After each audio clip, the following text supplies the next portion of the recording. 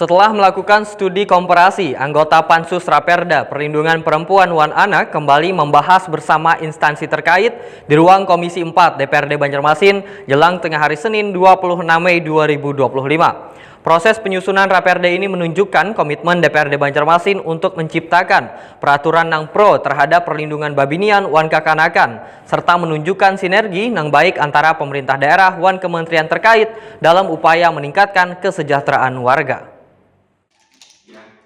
Setelah melakukan studi komparasi, anggota Pansus Raperda Perlindungan Perempuan Wan Anak kembali membahas bersama instansi terkait di ruang Komisi 4 DPRD Banjarmasin jelang tengah hari Senin 26 Mei 2025. Proses penyusunan Raperda ini menunjukkan komitmen DPRD Banjarmasin untuk menciptakan peraturan nang pro terhadap perlindungan babinian wan kekanakan serta menunjukkan sinergi nang baik antara pemerintah daerah wan kementerian terkait dalam upaya meningkatkan kesejahteraan warga. Wakil Ketua DPRD Banjarmasin, Mathari Wahtakoni Prima TV memendahkan pihaknya telah menerima beberapa masukan dari Kementerian Perlindungan Perempuan dan Perlindungan Anak terkait rancangan peraturan daerah tentang perlindungan perempuan dan anak di Banjarmasin. Masukan ini menjadi penting dalam proses penyusunan Raperda, namun kini masih dalam tahap pembahasan oleh anggota panitia khusus.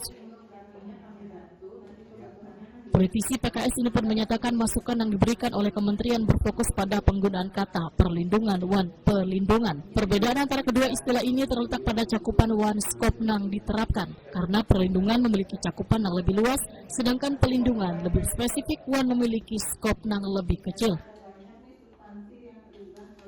Menurut Mathari, penggunaan kata perlindungan dalam judul Raperda kadang menjadi masalah karena tujuan utama dari Raperda ini adalah untuk menciptakan payung hukum yang kuat gesan perlindungan perempuan wan anak di Banjarmasin.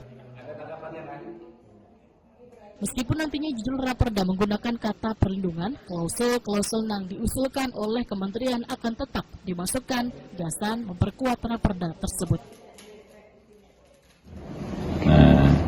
Karena kalau perlindungan itu agak luas, ya kan. Tapi kalau pelindungan itu hanya skopnya skop kecil, gitu ya.